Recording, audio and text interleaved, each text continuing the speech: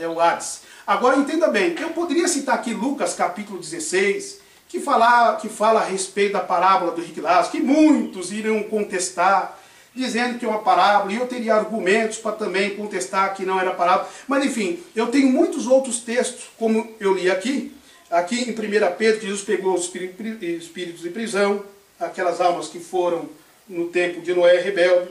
Eu poderia falar, como tem dito aqui, o ladrão ao lado de Jesus crucificado, né? Hoje estará comigo no paraíso, Jesus falou. Eu posso citar também uma outra passagem, se o irmão me permitir, que se encontra aqui em Lucas, capítulo 9, versículo 28 ao 31. Antes da próxima passagem, pois não, eu queria só fazer uma interrogação, uma dúvida, porque com relação a essa questão de Jesus estar com o ladrão no paraíso, após 3 dias, Jesus ele se apresenta para Maria e ele diz assim: olha, não me detenhas, porque ainda não subi ao Pai. E se Jesus de fato estava com o ladrão no paraíso, certamente ele estava na presença do Pai, pois a Bíblia diz que lá está o trono do Pai. Então, como que o irmão enxerga essa questão? A pergunta é se Jesus ele estava de fato com o ladrão no paraíso, e também estava pregando aos espíritos em prisão, como o irmão colocou, como o pastor colocou muito bem, a questão é a seguinte: por que após 3 dias ele aparece para Maria e diz assim para Maria: não me detenhas, pois ainda eu não subi ao Pai? Sim, teria muitas... Foi exatamente os 3 dias onde ele estava sepultado. Bom, é verdade que ele disse isso, porém tem que ver em que sentido que ele não subiu ao Pai, tá? No sentido de glorificação, entendeu? É a mesma coisa. Existem alguns segmentos que dizem assim, ó, Jesus...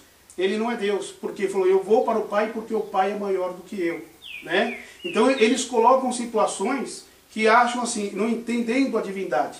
Olha, veja bem, esse texto, isso eu posso dizer agora, no meu entendimento, que o Fábio falou: eu não subi para o Pai, não, no sentido de ser glorificado ainda, de ter consumado aquilo tudo que foi feito. Agora, o texto que acabamos de ler, em Lucas 23, 43, eu também posso afirmar. Então o que acontece aqui? O que é que Jesus disse? Então ele mentiu? Porque ele falou que hoje estaria no paraíso, não é? Então precisa ter uma compreensão, e eu posso de uma outra ocasião até dar uma explicação mais detalhada sobre isso, explicar se eu não subir para o Pai. Eu acredito que no sentido de ser glorificado, está entendendo? Então nesse sentido ele não tinha, vamos dizer, vamos colocar essa possibilidade assim, não subiu ao Pai, mas ele foi até o céu. Isso deixa claro.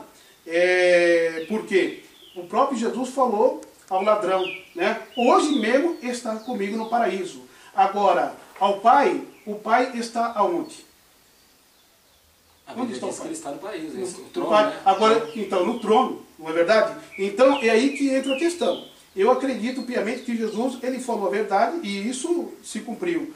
Paulo, aqui com outras referências que eu tenho dito, ele disse que subiu ao paraíso, entendeu? Então, como é que ficaria essa questão?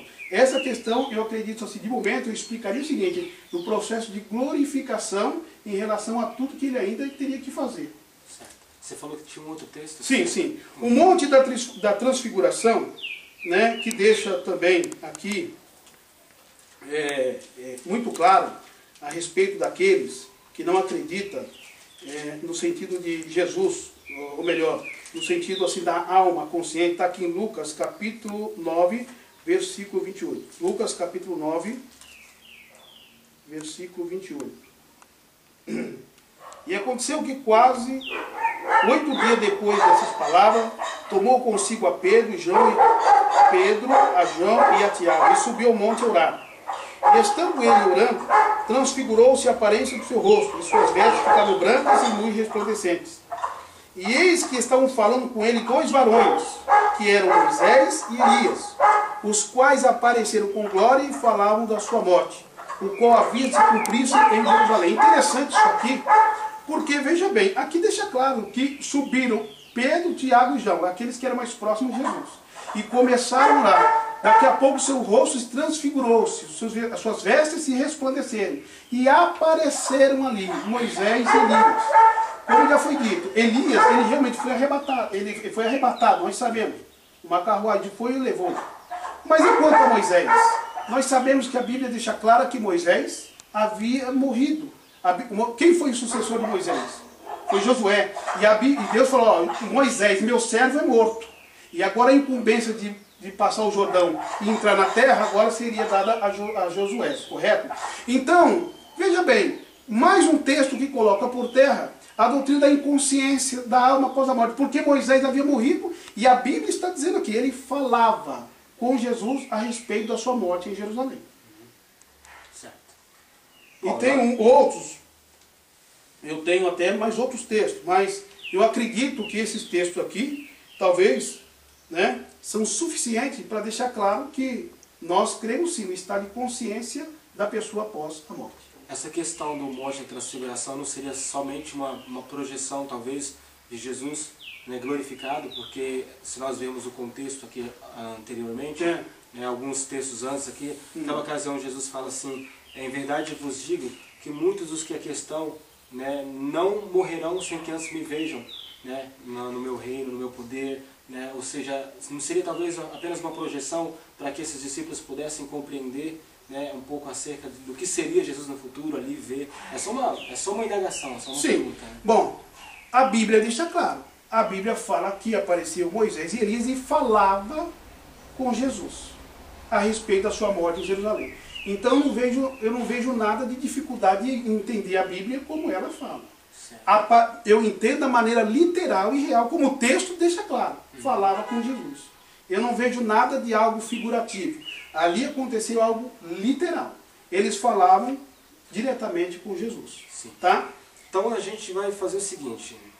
Eu queria só agora entender uma questão. Ver como que o senhor consegue relacionar os textos que falam, né, como o senhor colocou aqui, que parece que dá a entender, né, para o senhor é algo claro, a inconsciência após a morte, com aqueles textos que mostram, no caso, a consciência, né? O que o senhor mostrou seria, no caso, a consciência. Consciência, e teria muitos outros aí. Que mostram a inconsciência, no caso. Sim, poderia também falar, né, em Apocalipse, capítulo 6, Sim. que fala daquelas almas que haviam sido mortas no período da grande tribulação, e elas clamavam, né, por justiça, elas clamavam por vingança. Está lá em Apocalipse capítulo 6, não é isso? Sim. Versículo 9 ao 11. E no entanto, o Senhor falou para ele, olha, ainda repousa um tempo que ainda não chegou o momento. Entendeu? Então eles clamavam, estranho, mas é a Bíblia, não é? E o que acontece? Repousar não é dormir. Você concorda comigo? Eu posso estar repousando e não estar dormindo. E tanto é que eles clamavam por justiça. E quem eram aqueles que clamavam? Eram almas que haviam sido mortas no período da grande tribulação. Porque nós sabemos que no período da grande tribulação muitos morrerão e os mártires derramarão seu sangue e selarão a sua fé com o seu próprio sangue. Mas no caso, essas almas que estão clamando embaixo do altar, elas não estão no paraíso? Sim. E assim, me parece, assim, se você vê o texto... Debaixo do trono. Sim. No inferno não é. O altar, no caso, o texto fala debaixo do altar. Sim. Não seria o altar de sacrifício, onde eles foram sacrificados? Não. Aí, olha, veja bem. Existe assim... Então vamos lá no texto, no Apocalipse capítulo 6. Vamos lá no Apocalipse capítulo 6, então. Apocalipse capítulo 6. Ó, veja bem. Apocalipse capítulo 6, versículo 9 a 11. Diz assim: E havendo aberto o quinto selo, vi debaixo do altar as almas dos que foram mortos por amor da palavra de Deus e por amor do testemunho que deram. E clamavam com grande voz, dizendo: Até quando, ó verdadeiro e santo dominador, não julgas e vingas o nosso sangue dos que habitam que vinga o nosso sangue dos que habitam sobre a terra? Então aqui deixa claro, debaixo do altar, as almas que foram mortas por amor da palavra de Deus e por amor do seu testemunho e que deram. E continua dizendo, e clamavam com grande voz. Veja bem, clamavam, esse embaixo do altar, evidentemente que não pode ser da terra, porque aqui não está falando de corpo, está falando de alma. Mas as almas estão no paraíso. Como que você define assim o que seria a alma? Assim, alma, pois não, eu vou definir o que é alma de uma maneira muito clara. E eu até coloquei, alma é a substância incorpórea, invisível do homem, inseparável do espírito, embora distinta dele, tá? Formada por Deus dentro do homem, consciente, mesmo fora do corpo.